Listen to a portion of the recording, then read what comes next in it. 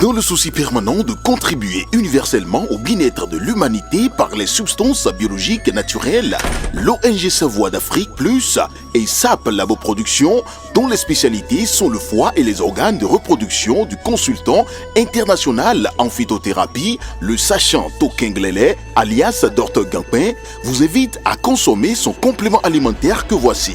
Gampin Siro est un complément alimentaire qui favorise la multiplication des cellules du foie et le bon fonctionnement du côlon. Il stimule par son action énergétique le désir sexuel en corrigeant les troubles érectiles, l'éjaculation précoce, augmente la libido et corrige la fatigue physique et mentale. Le siège est dans Cotonou à Zobo, non loin du 10e arrondissement. Contact plus 229 60 60 20 65 97 25 03 61 95 53 70 70.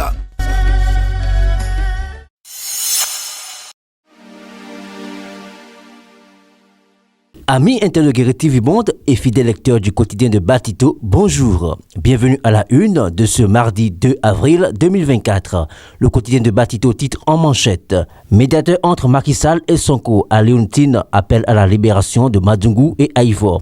Visite interdite, communiqué des avocats de Rikia. Cet article est à lire à la page 2 du quotidien. Toujours à la une du quotidien Matin Libre, Nuit Pascale LNB 2024, l'apothéose autour du loto 5 sur 90. La Nuit Pascale LNB 2024 a été l'événement festif autour duquel la Maison du Trésor a encore fait parler d'elle ce week-end pour avoir passé la veille pascale avec ses clients et prospects. Autres titres qui font la une du quotidien Matin Libre, concours national de dissertation NEC 2023. La Fondation UBA récompense les meilleurs. Les lauréats de la première édition du concours national de dissertation NEC 2023, initié par la Fondation UBA, ont été récompensés ce vendredi 29 mars 2024 à la faveur d'une cérémonie qui s'est déroulée à Blue Zone à Cotonou. Les 3 meilleurs candidats ont été distingués. À la manchette du bas, nous pouvons lire opinion, les violences morales, ce mal qui gangrène le monde de l'entreprise. Les violences morales du travail, légalement connues sous le nom de harcèlement psychologique ou moral,